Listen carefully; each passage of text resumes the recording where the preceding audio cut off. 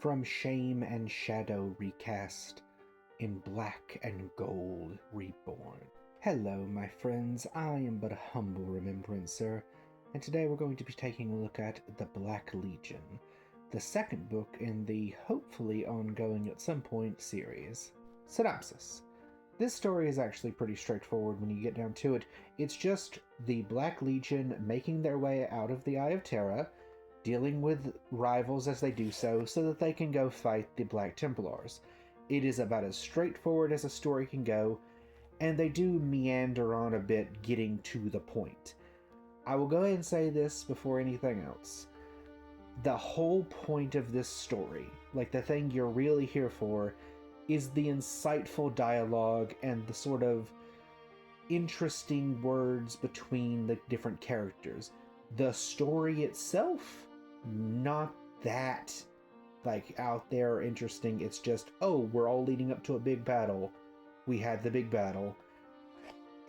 I wanted a bit more, I'll be honest. We did not get to see Abaddon get his new cool sword. We didn't get to see the various Primarchs bend the knee to the Black Legion. And from what I can tell, it's been quite a while since this book has been out, so I don't know if the series is still ongoing, which is quite tragic. I do plan to eventually read the Fall of Cadia book, and some of that stuff may be in there, I'm not entirely sure. I still hope at some point they dive into this series more. Something interesting in the story is that the wolf that Kion had is no longer there. He now has a saber-toothed tiger. It seems a great deal less intelligent, less individually thinking, more animalistic, but even though Kion at the beginning does see that as a detriment and it's a lesser excuse of what he originally had, he learns that there is a strength in that sort of brutal honesty, in a just straightforward, loyal, unbreaking loyalty companion.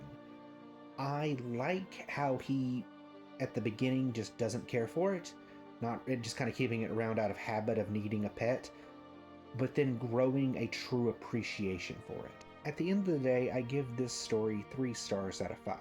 That's not to say it's bad, it was quite enjoyable, it just had some slow meandering parts. I would like to state that a 3-star review in general, at least for me, does not mean it's a bad book. It simply means it did not go above and beyond. I still think it's well worth your listen, especially if you like the original book, Talon of Horus. Until next time, my friends, I am but a humble remembrance.